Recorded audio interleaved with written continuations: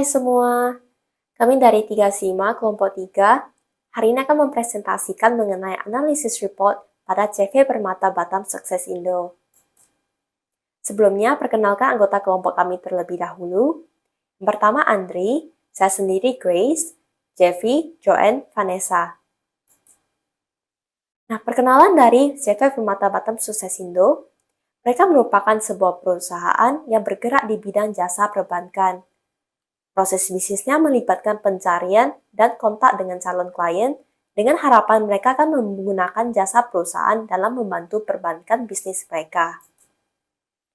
Nah, terdapat good governance implementation yang telah diterapkan oleh CV Permata Batam Sukses Indo. Yang pertama adalah prinsip transparansi. Perusahaan telah menyediakan informasi terkait kinerja, kehadiran, dan pencapaian setiap karyawan serta pelaporan keuangan yang memadai, jelas, akurat kepada stakeholder.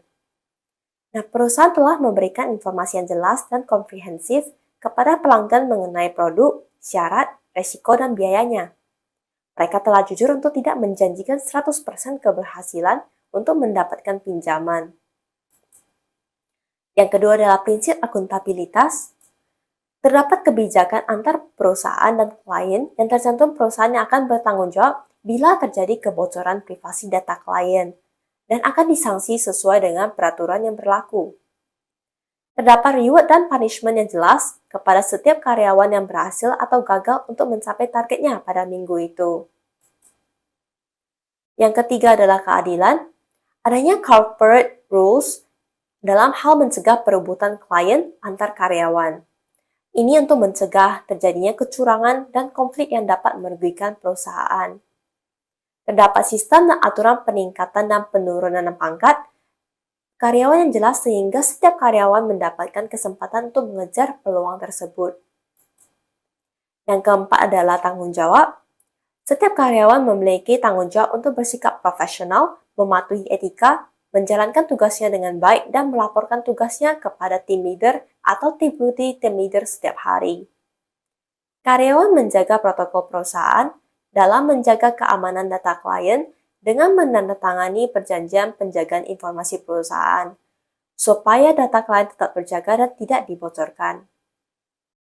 Selanjutnya kami akan lanjut ke company structure atau struktur perusahaan di mana pada CV PBS ada owner dan di bawahnya adalah HR, admin, sales support, ada team leader dan finance. Dan di bawah team leader ada deputy leader yang mengassist team leader dan sales team yang merupakan bagian operasional dari perusahaannya. Owner perusahaan ini memiliki fungsi untuk menentukan visi, misi, tujuan perusahaan, strategi dan aturan pada perusahaan. Ia juga bertugas untuk mengawasi kegiatan operasional di perusahaan. Untuk HR dari perusahaan, dia memiliki fungsi untuk mengatur sumber daya manusia pada perusahaan. Kegiatan seperti wawancara, training termasuk tugas dari HR. Untuk fungsi dari admin adalah untuk mendukung proses operasi harian perusahaan seperti memastikan keperluan perusahaan selalu ada dan semuanya berjalan dengan lancar. Dan sales support ini memiliki fungsi untuk memberikan dukungan administratif kepada sales team untuk membantu membalas email, membantu sales team mencapai target, dan lain-lain untuk memastikan bahwa penjualan dari sales team berjalan dengan baik. Selanjutnya adalah tugas dari finance. Finance pada CVPBS ini memiliki fungsi untuk mengelola keuangan dan menjalankan tugas akuntansi, perencanaan keuangan, dan pengawasan anggaran perusahaan. Tim leader di perusahaan PBS ini memiliki fungsi untuk memandu anggota timnya untuk mencapai target penjualan. Ia juga memberikan pelatihan sekaligus menjadi penghubung antara sales team dengan manajemen yang seniornya. Sedangkan untuk deputy leader, dia berfungsi untuk memberikan dukungan atau bantuan kepada tim leader, seperti mengambil ahli jika tim leader tidak masuk dan memberikan dukungan yang ekstra kepada tim leader saat tim leadernya sedang sibuk. Dan pada akhirnya adalah sales team, mereka bertanggung jawab untuk memasarkan layanan jasa perusahaan, melakukan penjualan, dan mencapai target penjualan. Nah, kemudian selanjutnya itu adalah form dan legality dari CV Permata Batam Sukses Indo.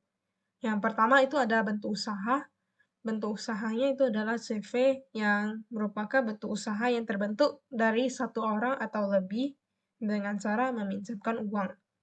Jadi, di dalam CV ini ada 2 jenis kemitraan, yaitu komplementer yang berperan aktif dalam manajemen perusahaan, dan ada juga komanditer yang berperan pasif dan juga berperan sebagai penyumbang modal.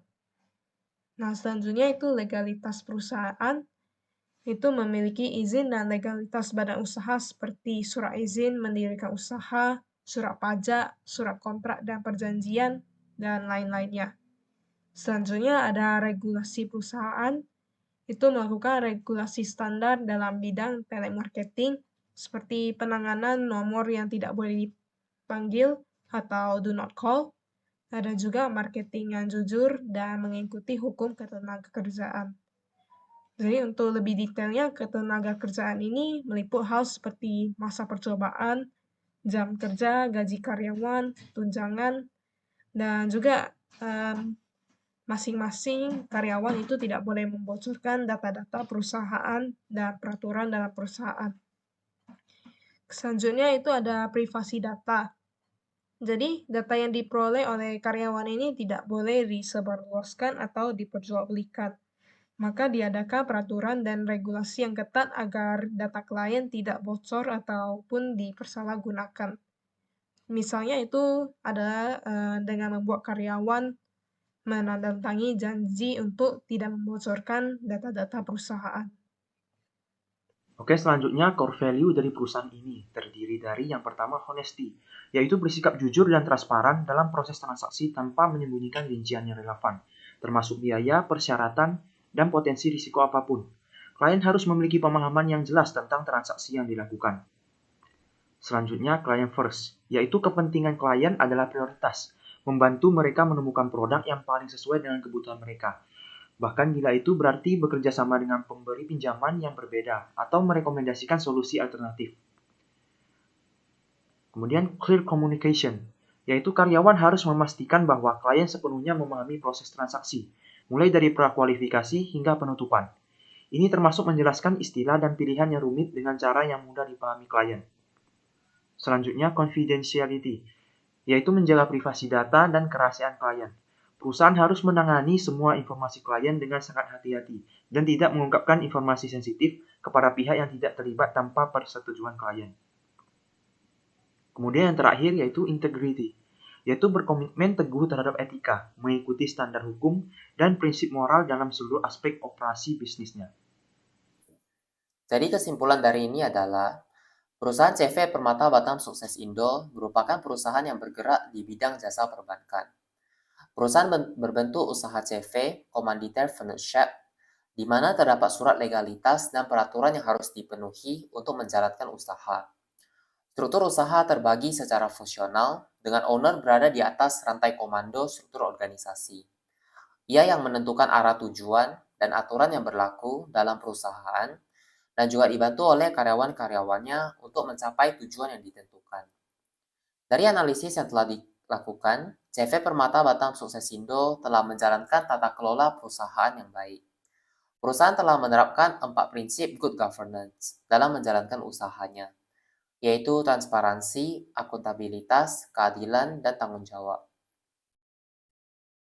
Selanjutnya terdapat 5 core values yang selalu diterapkan oleh setiap orang yang bekerja di perusahaan tersebut, yaitu pertama honesty, yaitu menjunjung tinggi nilai kejujuran dalam interaksi dengan klien. Kedua, client first, memberikan yang terbaik sesuai dengan kepentingan klien. Ketiga, clear communication, yaitu selalu memberikan pemahaman yang jelas dan mudah dimengerti kepada klien. Keempat, confidentiality, yaitu selalu menjaga kerahasiaan privasi klien. Dan yang terakhir, integrity, berkomitmen terhadap etika, mengikuti standar hukum dan prinsip moral dalam seluruh aspek operasi bisnisnya. Dan yang terakhir ini so far tidak ada skandal perusahaan yang terjadi. Dan sekian presentasi dari kelompok kami, terima kasih.